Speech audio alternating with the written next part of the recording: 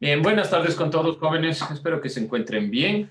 No se olviden, nos queda un tramo corto y realmente la temática ya la vamos terminando.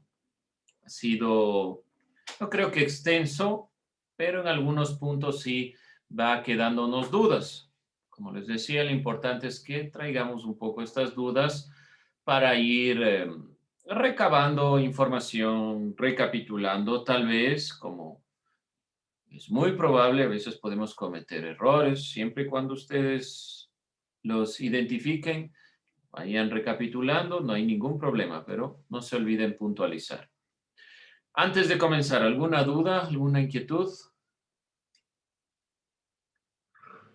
Bien, la retroalimentación de la clase anterior es prácticamente la clase, hace dos clases, entonces no vamos a hacer una retroalimentación aquí de esta clase previa y vamos a arrancar directamente con las revoluciones liberales importantes y sus proyectos económicos.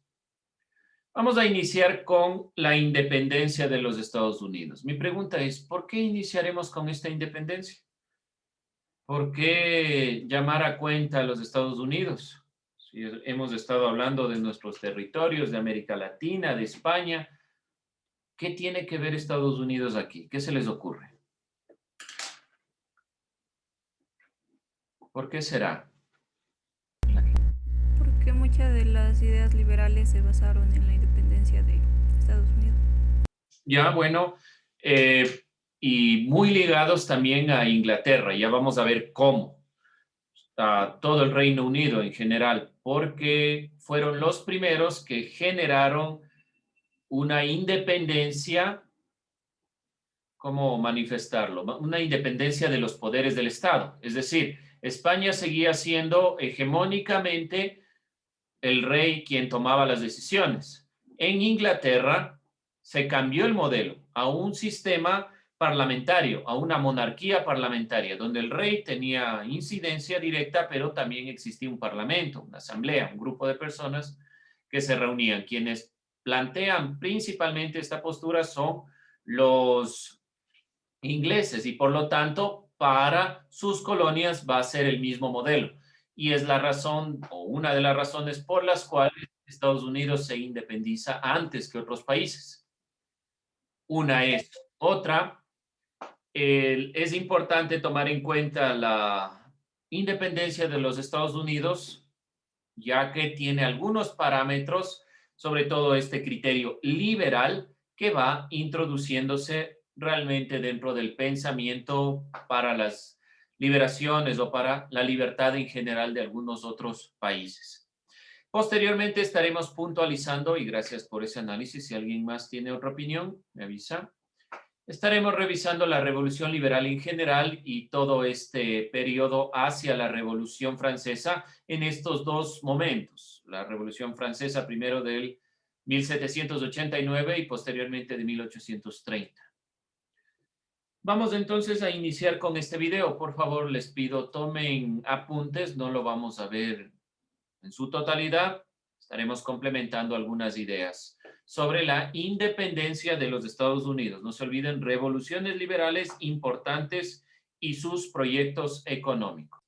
Bien, jóvenes, vamos entonces a arrancar ahí. Y propiamente, ¿cuándo se da la independencia de Inglaterra, de los Estados Unidos? 1776. ¿Sí? Puntualizando algunas fechas que pueden irse revisando en el video. Como vemos, hay un caso particular en esta consideración y propiamente la expresión revolución liberal se utiliza en la historia para referirse a las revoluciones políticas que se dieron a finales del siglo XVIII y principios del XIX. Voy a ir puntualizando esto. No olvidarse, 1776, la independencia. Dentro de la historia propia en el video que pudimos observar, era muy poco lo que nos faltaba, pero por cuestión de tiempo vamos a complementarlo nosotros. Primero, hay que entender que por revolución liberal en historia se comprende a los procesos sucedidos entre finales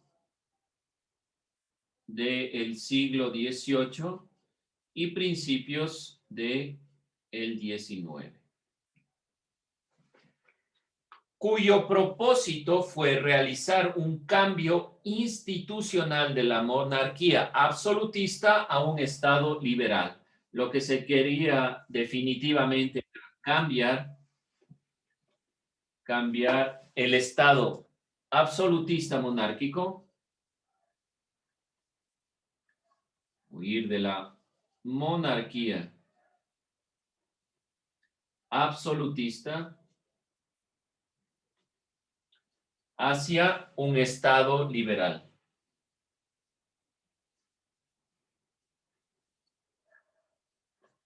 ¿Qué significa? Libertad del individuo, de toma de decisiones, de posibilidad de que sobre todo quien genera todo este cambio, esta nueva visión, fueron los burgueses, aquellos comerciantes que tenían la posibilidad económica de impulsar a los países como Francia, Estados Unidos, y que realmente querían dejar de tener este dominio o este pago de impuestos a la corona. Algo parecido con nuestras independencias, si ustedes se dan cuenta. ¿Qué decíamos nosotros en la independencia política e independencia económica, en este proyecto republicano criollo?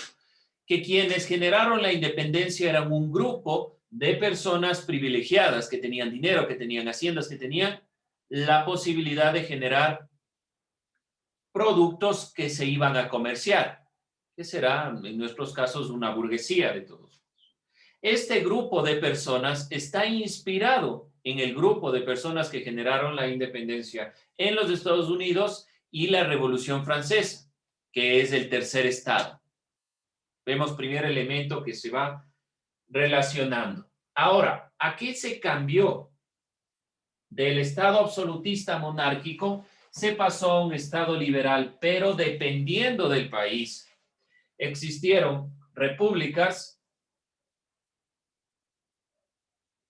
El caso final de Francia, por ejemplo, se convirtió posteriormente en una república después de la caída de Napoleón y la Revolución Francesa,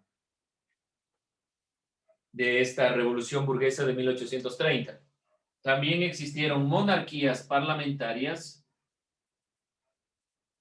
Inglaterra. Hasta la actualidad existen monarquías parlamentarias. Lo es Inglaterra, lo es España, donde hay un rey, pero también hay un parlamento, una asamblea, un grupo de personas que se reúnen a tomar decisiones, no solo el rey. Y se generaron federaciones de estados. Ustedes deben saber bien que el nombre Estados Unidos no es un nombre realmente de un país. Es la conformación de varios estados, de varias partes que se unieron. ¿Qué nos decía el video? Primero fueron 13 colonias. Esas 13 colonias conforman los Estados Unidos al principio y luego se van adhiriendo otros sectores. Pero propiamente no son o no es un nombre, porque ellos se llamaban americanos a sí mismos. No es solo por la perspectiva de que nos dejen de lado a nosotros, sino porque realmente no tienen un nombre propio como país. Es la conformación de varios estados. Pongamos el ejemplo de México. Realmente México, su nombre es Estados Unidos Mexicanos. Significa la misma conformación, ¿sí? Pero ahí tienen un nombre. En cambio, ¿qué pasa con los Estados Unidos? Simplemente están delegando la perspectiva de que se unieron varias partes y que cada una de esas partes tiene un criterio propio, que responden bajo intereses particulares, pero también con intereses comunes bajo una misma visión. Por eso tienen un solo presidente, pero cada estado toma determinaciones propias. Esto a colación de lo que estamos viendo, ¿sí? para entender un poco también la realidad en cuanto a este país que ha influido de una u otra forma alrededor de la historia de todos los países latinoamericanos. Para bien o para mal, por decirlo de alguna manera. ¿Alguna duda, alguna pregunta hasta ahí? Bien. Vamos entonces ya propiamente a la Revolución Liberal de los Estados Unidos o a la independencia de los Estados Unidos. ¿Qué nos decía el video? Vamos puntualizando. Primero, son 13 colonias las que tenía Inglaterra en el territorio de Norteamérica.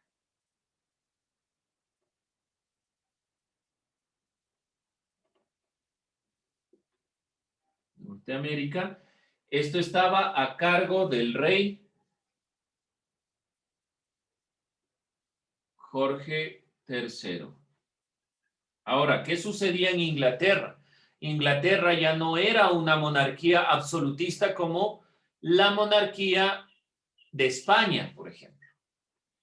Por lo tanto, y con una lucha Francia por tener el control del norte de América, se generaron algunos inconvenientes. Pero bueno, por lo tanto, estas 13 colonias estaban planteadas o se generó a partir del siglo XVI y sobre todo, como sabemos, siglo XVII es el punto más relevante para las colonias al norte de América. Estas 13 colonias tenían un gobierno propio.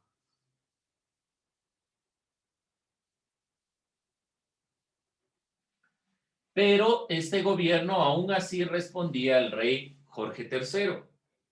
¿Por qué era un gobierno propio? Porque podía tomar ciertas determinaciones propias. Ahora, siempre, ¿qué les interesa a los reyes cuando tienen problemas económicos? Como decía el video y como sucedió con los Borbones aquí en América. Generar más impuestos. Y se generó una serie de impuestos ¿a raíz de qué? En el caso de Norteamérica, a raíz de la lucha con Francia por tener la hegemonía o el control de todo el territorio de Norteamérica. En el caso de Sudamérica o de América Latina en general, que estaba a cargo de España, sucedió por la llegada de los Borbones al poder y la lucha con el resto de los países europeos, sobre todo con Inglaterra, porque comenzaba a tener colonias y esas colonias necesitaban puertos propios. Todas estas colonias pasaban a los puertos españoles. En esa lucha, España pierde la hegemonía y debe ceder los puertos, cosa que ya sabemos, y en este momento España llegan los Borbones y toman decisiones de impuestos más fuertes. Sucede algo parecido en el norte de América y en estas 13 colonias. Ahora, realmente las 13 colonias no vivían de la misma forma que en las colonias españolas. Las colonias españolas tenían mayor control, todo iba al rey. En cambio, aquí había otro sistema, porque eran estos más colonos que nada.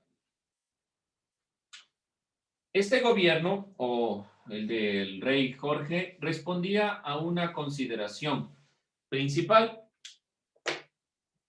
Esta es el sistema parlamentario.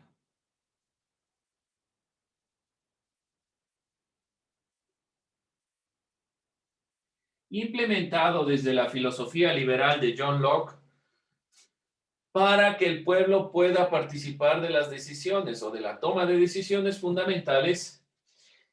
Y aquí se va dando justamente el problema. ¿Qué sucede?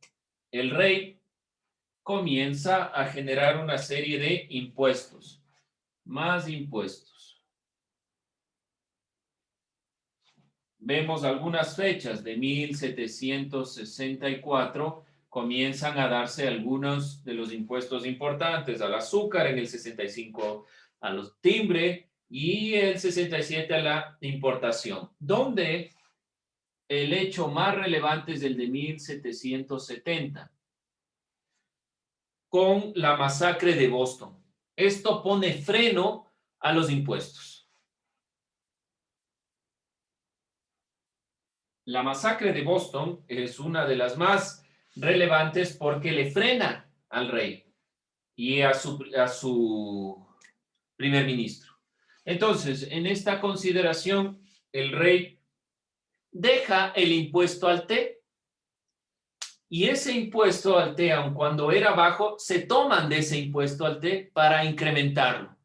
Y todo este grupo libertario genera esta consideración de esta fiesta del té, que es botar el té al mar realmente, y colapsa todo el proceso.